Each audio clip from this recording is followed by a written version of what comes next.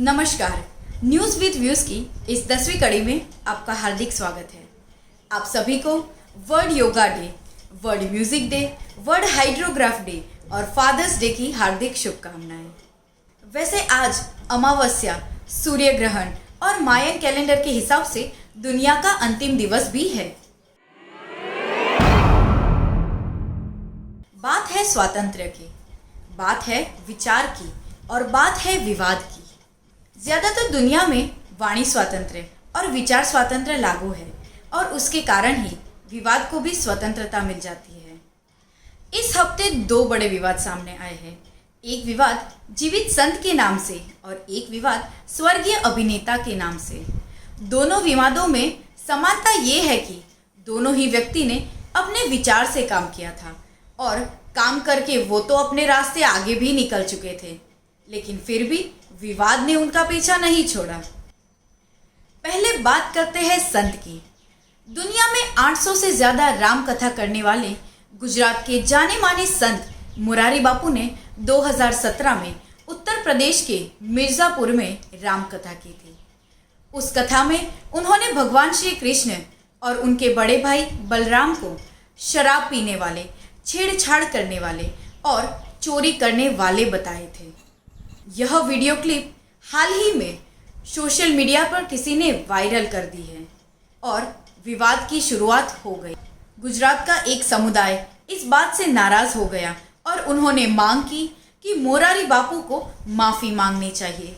उन्होंने भगवान श्री कृष्ण का अपमान किया है तो उनको द्वारिका आकर माफ़ी मांगनी चाहिए। हम सभी जानते हैं कि मुरारी बापू बहुत बड़े संत हैं और उनका कथा करने का अपना ही एक तरीका है। कथा के दौरान वह मानव कल्याण की, समाज सेवा की और उपदेश की बातें भी करते हैं और कभी ऐसी बातों से किसी को दुख हुआ भी हो तो वो माफ़ी मांगने से भी नहीं कतराते। तो इस बार भी उन्होंने यही नम्रता दिखाई। वह द्वारिका गए और उन्होंने माफ़ी मांग ली। लेकिन इसी दौरान एक ऐसी घटना हुई कि यह विवाद और गहरा हो गया। मुरारी बापू द्वारिका शारदा पीठ में कुछ आगेवानों, नेताओं, पत्रकारों के साथ बैठे ही थे और इस मुद्दे पर बात ही कर रहे थे। तभी विरोध का सुर लिए एक व्यक्ति उनकी ओर धंसा, जिससे काफी बवाल खड़ा हो गया।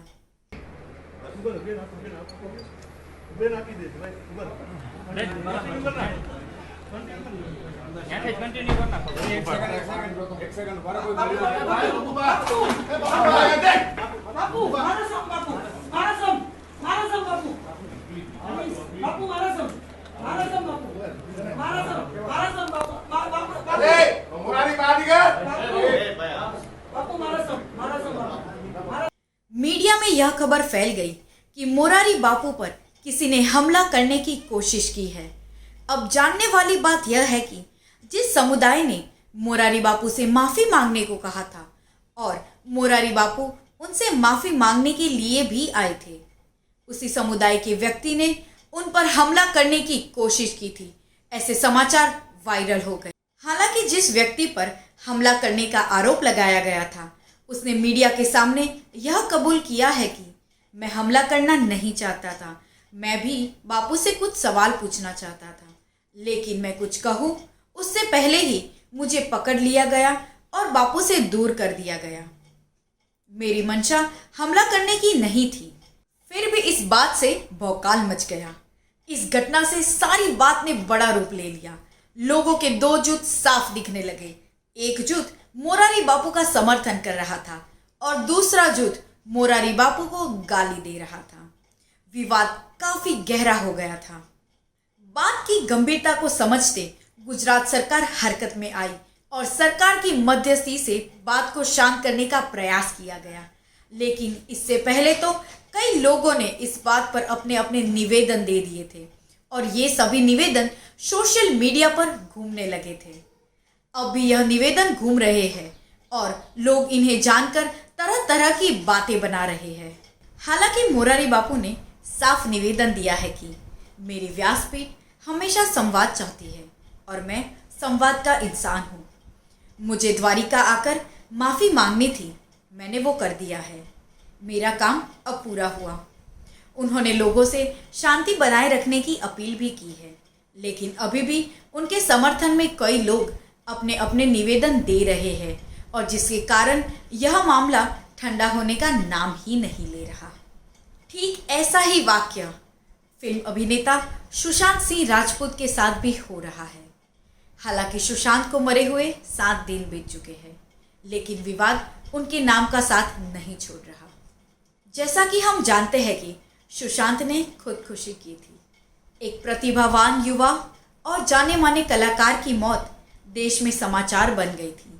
तब तक तो सही था। शुरुआत में लोगों ने उनकी मौत किस कारण से हुई इस पर बातें बनाना शुरू किया। फिर उनके नाम से उपदेश के मैसेज आने लगे कि देखो, पैसा, नाम सब कुछ मिथ्या है। ऐसे सफल इंसान को भी आत्महत्या करनी पड़ती है। उसके बाद पुलिस ने कार्रवाई शुरू की, उसके समाचार आने लगे। पुलिस आज किनसे मिली, उनसे क्या पूछा, क्या बातें हुई, ये सभी बातें उसी दिन लोगों तक पहुंचने लगी और सुशांत ज़्यादा ही मीडिया, सोशल मीडिया पर चमकने लगे। लेकिन इस घटना में भी भौकाल तब आया जब वकील ने कोर्ट में ऐसी शिकायत दर्ज करवाई कि सुशांत की मौत बॉलीवुड में नेपोटिज्म यानी कि भाई भतीजावाद या सगावाद के कारण हुई है। वकील ने सुशांत की मौत के लिए बॉलीवुड की जानी मानी और बड़ी कहे जाने वाली 8 हस्तियों को जिम्मेदार ठहराया था, जिसमें सलमान खान, करण जौहर, एकता कपूर और यशराज फिल्म्स के भी नाम शामिल हैं। इन सभी ने सुशांत को बॉयकॉट किया था और उनको बॉलीवुड में काम न देने का फैसला किया था, जिस बात से प्रेशर में आकर सुशांत ने आत्महत्या कर ली। ऐसी चर्चा अब जोर पर चल रही है और यहाँ पर भी लोगों के 2 जुट देखने को मिल रहे थे। एक जुट सुशांत सिंह के पक्ष में और दूसरा जुट उनके विरुद्ध में। पुलिस कार्रवाई कर रही है, सच तो सामने आएगा ही, लेकिन उससे पहले लोग बातें बनाने से बाज नहीं आते। मीडिया हो या सोशल मीडिया, सुशांत के नाम से हर रोज कोई नई बात लोग फैला रहे हैं और इसी कारण मरने के बाद भी सुशांत के नाम से विवाद छूट नहीं रहा। खुद की जिंदगी में जो भी हो रहा था उन सारी बातों से वो छूटना चाहते थे, भागना चाहते थे। इसीलिए तो अभिनेता ने आत्महत्या की थी बिना कुछ बोले। लेकिन अब हो रहा है कि सुशांत का नाम लेकर लोग काफ़ी कुछ बोल रहे हैं। मोरारी बापू हो या सुशांत सिंह, एक बात हमें हमेशा देखने को मिली है कि जिसका नाम है वह बदनाम भी होता है। एक सफल व्यक्ति का फैन बन जाना, उनका भक्त बन जाना हमारे यहाँ आम बात है। सफल व्यक्ति के पीछे लोग इतनी शिद्दत से लग जाते हैं कि उसे वो भगवान मानने लगते हैं। फिर उस व्यक्ति के नाम से कोई भी विवाद सामने आता है तो वो काफ़ी बड़ा रूप ले लेता है और इस कारण से व्यक्ति की छवि थोड़ी तो थोड़ी लेकिन धूमिल ज़रूर होती है। एक सफल व्यक्ति को भगवान का दर्जा देना हमारे वहाँ जितना स्वाभाविक है, उतना ही स्वाभाविक उनके नाम से विवाद खड़ा करना भी है। हालांकि ऐसे विवाद कुछ समय के बाद शांत भी हो जाते हैं, लेकिन अपने आप से पूछिए कि क्या सच में ऐसा होता है? जिस इंसान के नाम से विवाद हुआ है उसके दिल पर क्या गुजरी है, ये तो वो खुद ही जानता है। नमस्कार।